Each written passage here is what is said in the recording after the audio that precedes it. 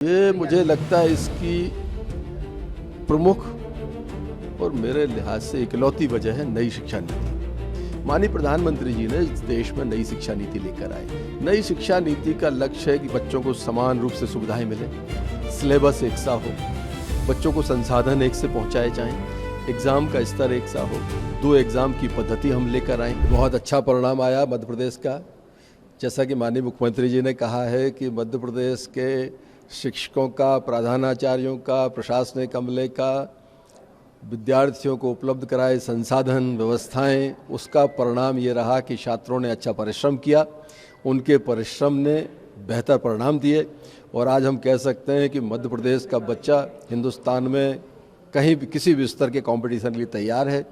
और जो कंपटीशन की भावना, बच्चे हाईएस्ट परसेंट में पास हुए हैं, आपस में इतने कम मार्जिन से पहले, दूसरे, तीसरे नंबर पर रहे हैं, ये एक शुभ संकेत मध्य प्रदेश में हमारे स्कूल एजुकेशन विभाग के लिए है।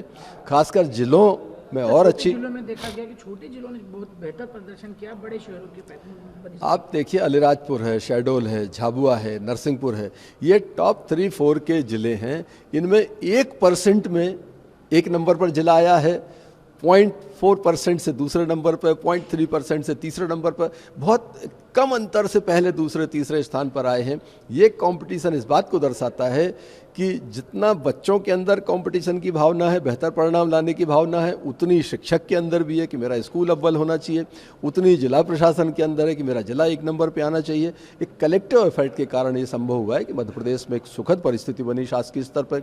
शासकीय स्कूल में चाहे हमारे सांदीपनी हों, मॉडल हों, एक्सीलेंस हों, हायर सेकेंडरी स्कूल्स हों, पीएम श्री हों, ये सारे एक कलेक्टिव एफर्ट के कारण ये परिणाम हम दे पाए। सर, आदिवासी क्षेत्रों का देखिए, वहाँ पे भी रिजल्ट इस बार काफ़ी बेहतर और काफ़ी बड़े जिलों से काफ़ी बेहतर रहा है, तो इसकी क्या वजह मानते हैं? कहाँ कुछ आप लोगों ने किया और क्या और बेहतर करना? ये मुझे लगता है इसकी प्रमुख और मेरे लिहाज से इकलौती वजह है नई शिक्षा नीति।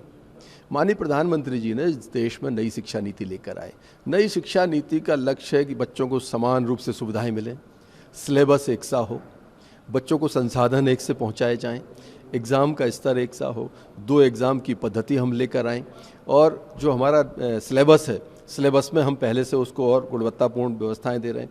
हमारी जो आरटी के तहत हम बच्चों को मुफ्त फ्री में जो सिलेबस उपलब्ध कराते हैं, वो गुणवत्तापूर्ण, पहले कोई पेज कहीं जुड़ा रहता था, फ़ोटो कहीं की है, पाठ कहीं का है, अब हमने सबको बहुत बेहतर तरीके से कंपाइल कराया है और हर चीज़ में हम क्वालिटी प्रोडक्ट भी दे रहे हैं, क्वालिटी एजुकेशन दे रहे हैं और सबसे महत्वपूर्ण जो परिवेश है स्कूल का, वहाँ बेहतर से बेहतर संसाधन सुविधाएं उपलब्ध कराने की कोशिश कर रहे हैं। और सर, यहाँ पे कुछ बच्चे हैं जिन्होंने बहुत अच्छा प्रदर्शन किया है, 500 में से 499 अंक लाए और कई बच्चों के कम अंक आए, तो उनके लिए आपका क्या संदेश है? उनके लिए क्या? जिन बच्चों ने बेहतर किया है, बधाई के पात्र हैं, शुभकामनाएं उनको हैं।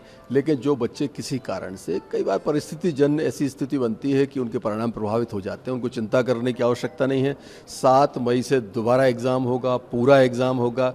देश का मध्य प्रदेश इकलौता राज्य है जहां पूरी परीक्षा हम दोबारा कराएंगे, उसमें बच्चा निकल के जाएगा, उसे वही परीक्षा परिणाम उसका उत्तीर्ण माना जाएगा जो पहली परीक्षा का है। 1 जुलाई से सेशन में आज का पास बच्चा भी जाएगा, में जारी कर देंगे, वो भी 1 जुलाई से जाएगा।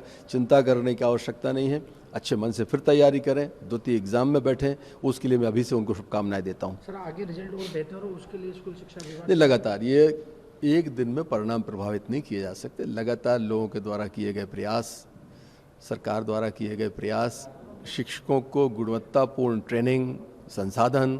अब आप देखिए, हमने टीचर्स के लिए जो आईपैड दिए बीच में, उनको हम लोगों ने कि इस पर तैयारी करो, ऑनलाइन जुड़ो, ऑनलाइन ट्रेनिंग प्रोग्राम्स उनको दिए जाते हैं। उन ट्रेनिंग प्रोग्राम्स के परिणाम ये हैं कि बच्चों को बेहतर गाइड कर पा रहे हैं।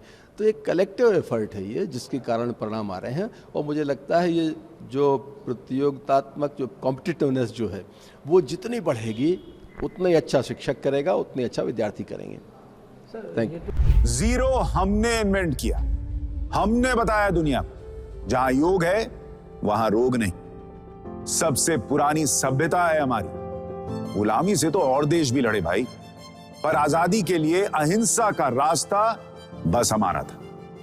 अपने पसीने से जमीन सींचता किसान और घर में घुसकर मारने वाले जवान, बस इसी मिट्टी ने जने हैं। इसके हाथ ने जब थामा जज्बा तो इतिहास रचे।